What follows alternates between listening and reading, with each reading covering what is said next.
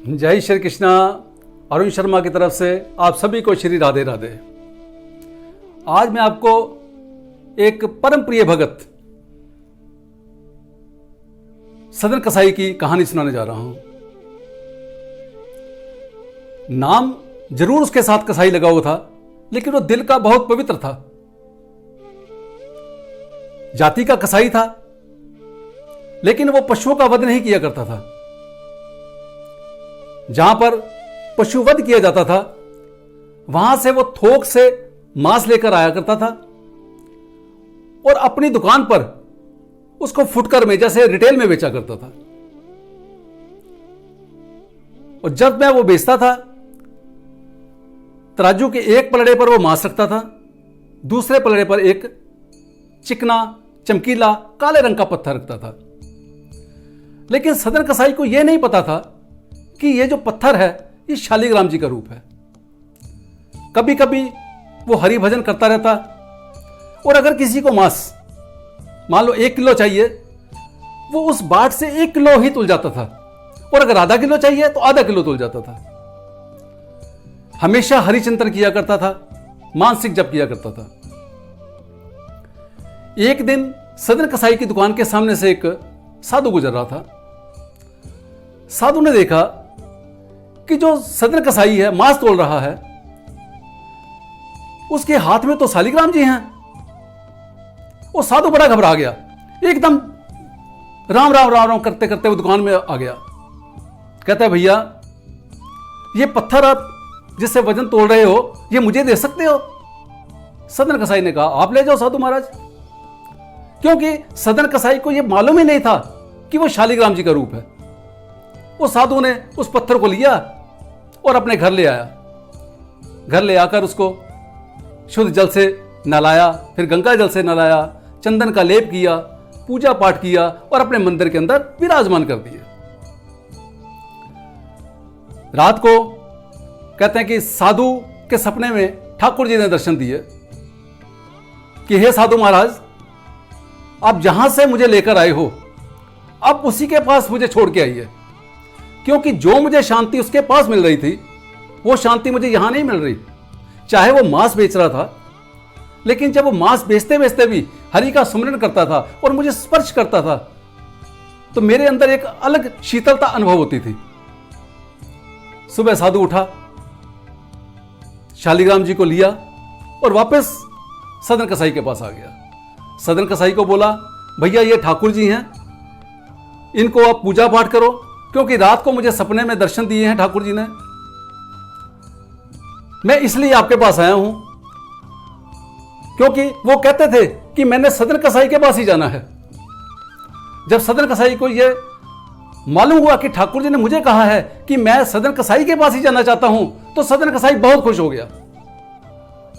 इतना खुश हुआ कि वो नृत्य करने लगा और उसने मन में सोच लिया कि अब मैं श्री जगन्नाथपुरी जाऊंगा। उसने अपना काम धंधा सब बंद कर दिया और श्री शालिग्राम जी को लेकर वो जगन्नाथ धाम की यात्रा के चल पड़ा। पहले समय में गाड़ियां तो हुआ नहीं करती थी, पैदल लोग चलते थे या छकड़ों पर चला कर रहते थे। चलते चलते जहां शाम हो जाती वहां रुक जाते थे।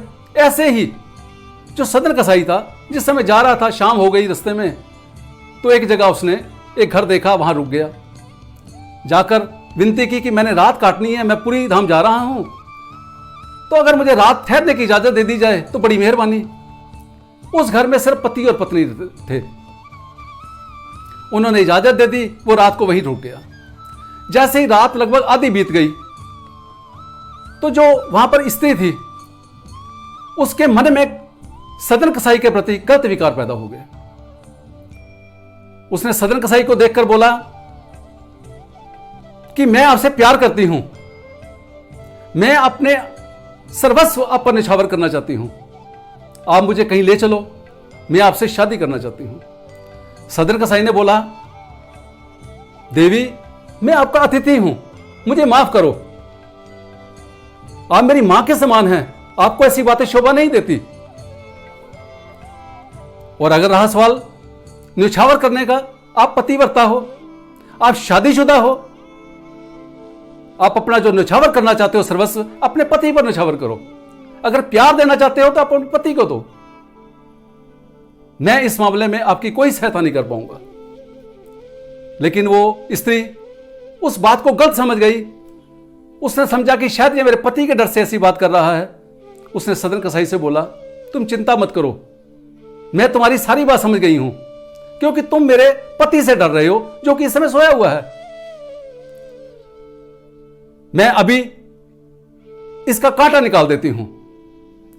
दूसरे कमरे में गई, वहां से तलवार निकाली और आकर उसने अपने पति की गर्दन काट दी। यह देखकर सदन कसाई हैरान हो गया। उसके बाद वो फिर स्त्री सदन कसाई के पास आई और कहती है कि अब हम दोनों के बीच में जो कांटा था, यानी कि मेरा जो पति था, उसकी मैंने गर्दन काट दी है।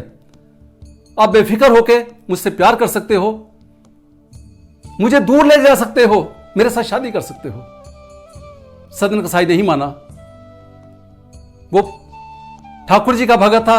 उसने कहा, देवी आपके मन में गलतफहमी हो गई है, मैं सिर्फ ठाकुर जी से ही सच्चा प्यार करता हूं। जब उस स्त्री ने समझा कि अब मेरी जहां दाल नहीं गल रही, वो अपने घर से बाहर आई और उसने शोर मचा दिया कि मेरे घर में एक अतिथि ठहरा था, मेरे साथ वो जबरदस्ती करना चाहता था। इस बीच में उसने मेरे पति की गर्दन काट दी है। गली मोहल्ले के लोग इकट्ठे हो गए। जैसे ही इकट्ठे हुए गली मोहल्ले के लोग, कुछ एक ने उनको भला बुरा कहा, कुछ एक ने मारा भी, लेकिन सदन कसाई बिल्कुल चुप रहा, कुछ नहीं बोला। आखिरकार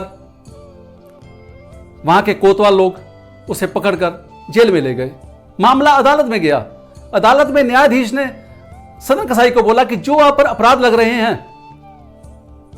वो सच हैं। सदन कसाई चुप था, वो कुछ नहीं बोला। जज ने कहा, अगर आप चुप हो तो इसका मतलब आप दोषी हो। न्यायाधीश ने आदेश दिया कि जो सदन कसाई है उसके दोनों हाथ, यहां से दोनों हाथ उसके काट दिए गए। सदन कसाई के दोनों हाथ काट दिए गए। उसके बाद खून बह रहा है। हाथों पर उसने बाजुओं के आगे पट्टियां बांध ली और अपने शालिग्राम जी को हाथ में ले लिया और जगन्नाथ धामपुरी की ओर चल पड़ा।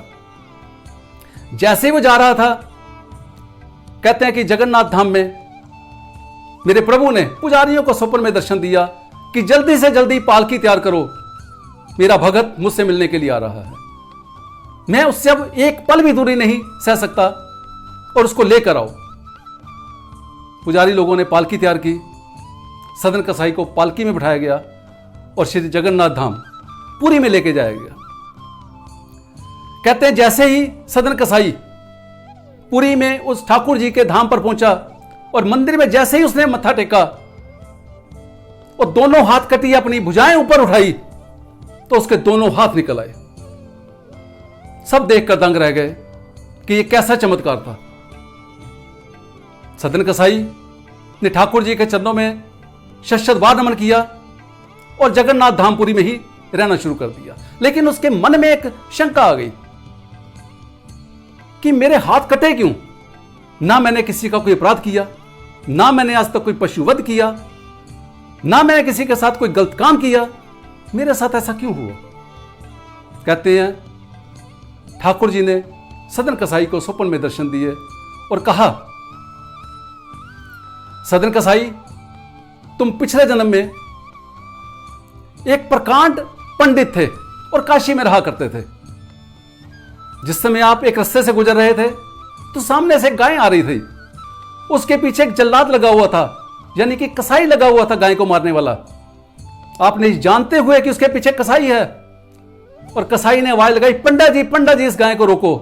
आपने आगे बढ़कर दोनों हाथों से उस गाय को रोक लिया था। जो कसाई है वो इस बार उस स्त्री का पति बना और जो गाय थी वो इस जन्म में स्त्री बनी। और जो पंडित थे वो तुम सदन कसाई हो, क्योंकि तुमने इन हाथों से, जानते हुए भी कि कसाई आ रहा है और गाय को मारेगा, तुमने रोका था, इसलिए तुम्हारे दोनों हाथ कट गए। और जिस कसाई ने गाय की हत्या की थी, उसी स्त्री ने अपने पति की इस बार हत्या की। मैं जानता हूं सदन कसाई, तुम मेरे भगत हो, इसलिए मैं तुम्हें हर पग संभालता रहा। जो आपने पाप कर्म किया था, मैं चाहता था कि उसका पाप कर्मों का फल आप इसी जन्म में भुगत लो, इसलिए आपके हाथ कटे और मेरी कृपा से आपको दोबारा हाथ आ गए। सदन कसाई जगन्नाथ धामपुरी में रहकर ही ठाकुर जी का चिंतन करते करते अंत में इस देह को त्याग कर देता है। प्रिय भक्तों, जो भी हम कर्म करते हैं, अच्छा करते हैं, बुरा करते हैं, आखिरकार एक ना एक दिन वो हम ही नहीं चुकाना है, उसका फल हम ही नहीं भुगतना है। इसलिए जो भी कर्म किया जाए, जो भी कर्म किया जाए, उसको करने से पहले कम से कम 10 बार सोचो। उसके कर्मों का फल वो हम ही ने भुगतना है और किसी ने नहीं भुगतना। अगर आपको मेरी ये कथा पसंद आ रही है प्रिय भक्तों, मेरी इस वीडियो को लाइक करें, शेयर करें, चैनल को सब्सक्राइब करें। जय श्री कृष्णा, जय श्री राधे।